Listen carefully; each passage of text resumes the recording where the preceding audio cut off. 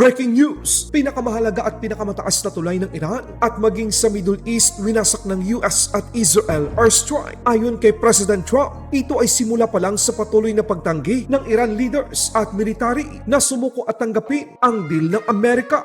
8 ang nasawi at 75 naman ang sugatan ayon sa Iran. Sa insidenteng ito, US destroyer, isa-isang pinabagsak ang mga Iran ballistic missile gamit ang SM-3 missile interceptors. USS Abraham Lincoln tuloy ang paglunsad ng mga armadong fighter jets laban sa Iran military target E-3 AWACS na Eye in the Sky. Ipinadala sa Middle East para sa patuloy na operasyon Epic Fury. Japan nagpadala ng 140,000 barrels o katumbas ng 22.5 million liters of oil sa Pilipinas. Libo-libong Iranian naman ang dumalo sa libing ng kanilang Iran Navy commander matapos itong masawi sa Israel at US airstrike. Si Commodore Alireza Tangzeri ang responsable sa pagsara ng Strait of Hormuz, kaya ginawa siyang military target ng Amerika at Israel.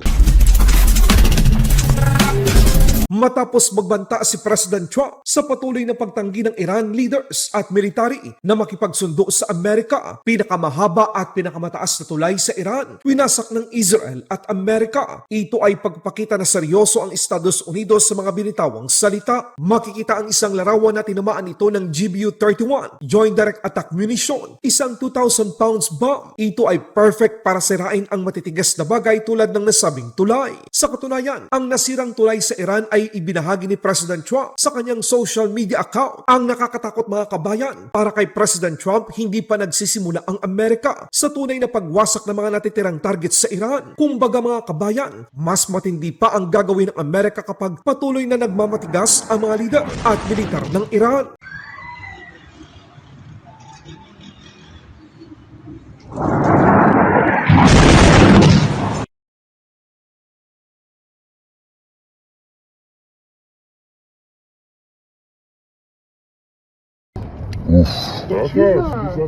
چه صدا دیدی وقتی نزدیک میزنه اینجوری صدا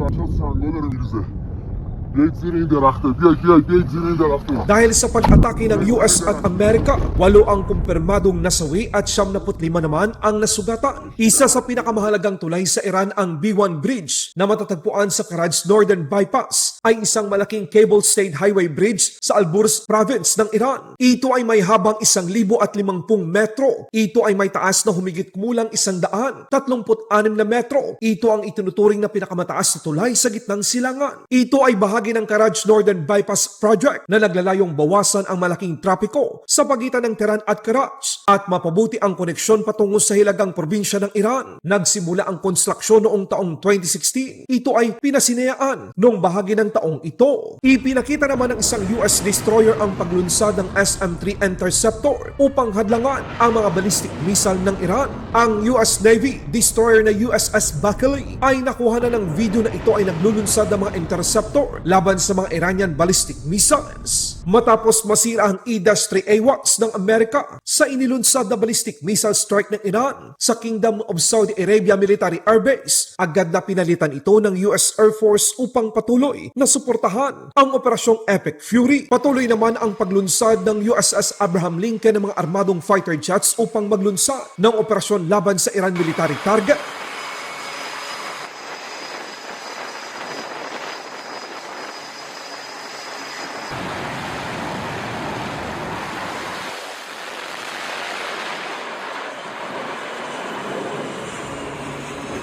Natanggap naman ng Pilipinas ang 142,000 barrels ng diesel mula sa Japan. Ito ay dumating noong Marso ng taong kasalukuyan. Ayon sa Department of Energy, ang diesel shipment na ito ay binili ng isang state-run oil company. Katumbas ng 142,000 barrels ay humigit kumulang 22.58 million liters ng diesel. Ang pagdating ng diesel mula sa Japan ay itinuturing na mahalagang hakbang para mapanatili ang sapat na supply sa kabila ng krisis sa gitnang silangan. Sa Iran, libo-libo na naman ang dumalos sa libing ng Iran Navy Commander na si Commodore Alireza Tangzeri na nasawi sa isang US-Israel airstrike. Siya ang mastermind sa pagsara ng Strait of Hormuz, kaya hindi makapasok at makalabas ang mga pangkomersyal na barko ng iba't ibang bansa na nagresulta ng krisis sa enerhiya sa buong mundo. Mga taga-suporta ng Iran military naglabas ng kanilang sama ng loob sa itinuturing nilang kalaban ang Israel at Amerika.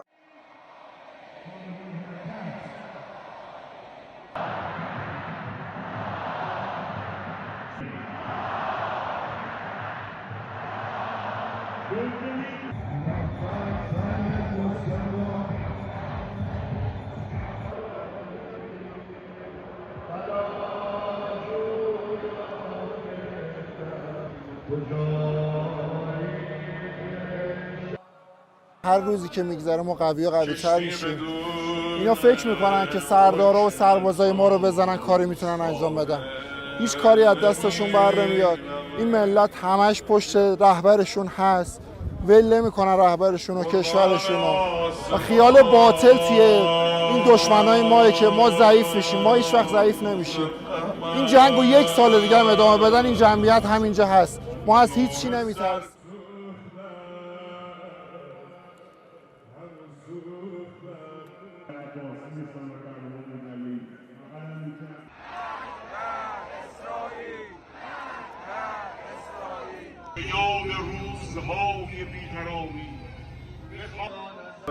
من امروز اگر چشام اشکباره به خاطر شهید علیرضا تنگسیریه که تنگه هرمز رو بست و گفت اجازه نخواهیم داد از اینجا دیگه کشتی عبور کنه، چه کشتی آمریکا چه کشتی اسرائیلی و هر کشتی که به اونا مرتبط باشه.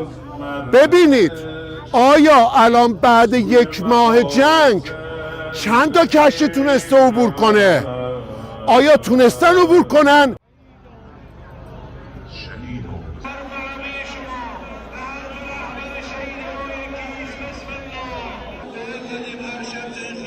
یک روز میگه تنگه هرمز رو باز میکنیم و یک روز میگه با خودتونه کشورهای اروپایی خودتون برید و این تنگه رو باز کنید. ترامپ حرفاش ثبات نداره، هر لحظه یک اظهار نظری میکنه، برای ما اهمیتی نداره بیانیه‌اش چی هست و شامل چه صحبتایی هست.